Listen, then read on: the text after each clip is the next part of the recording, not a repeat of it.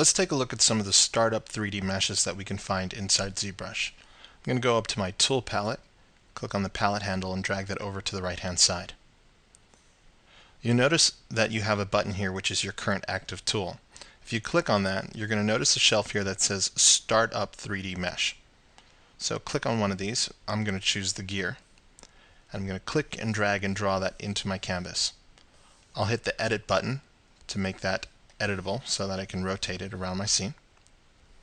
And then let's scroll down to the Initialize pull down. So if you open up Initialize, you'll notice that there's a lot of settings associated with this gear. One of them might be something like coverage. We can even change the outer profile of the spikes and make a very unique tool, very different from the initial one that we started with. Once you're done converting this to the different settings that you want, you can scroll all the way up to the top of your tool palette and click Make Polymesh 3D.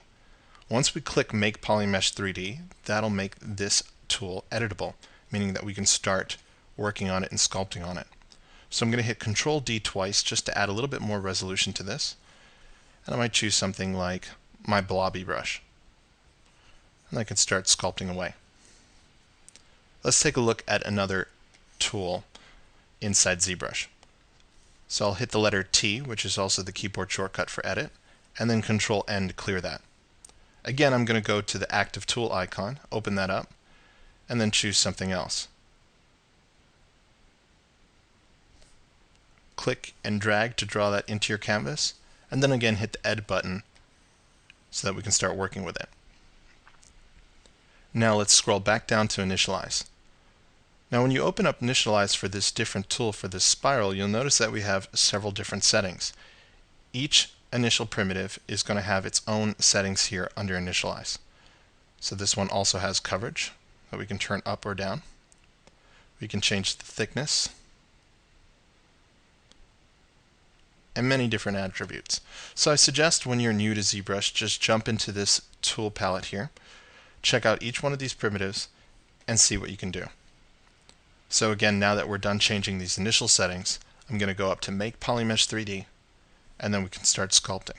Take notice that that initial setting pull down has now disappeared. Once you convert it to a Polymesh 3D, you won't be able to change any of those initial settings. So you'll want to set all the settings to what you want before you convert it. Now we can start sculpting. I'm going to hit the letter T again and then Control N to clear. Let's click this button here that says Default C Script, which is going to take us back to our Start menu. I'm going to select one of these common used tools. And let's take a look at this Poseidon character. Now this Poseidon character is a Polymesh 3D at this point, which means it doesn't have any initial settings, but it can do sculpting on it right away. If you were to import a .obj file from a different program, you would also be able to sculpt on it right away, but you wouldn't be able to change any initial settings. Those are reserved just for these startup 3D meshes.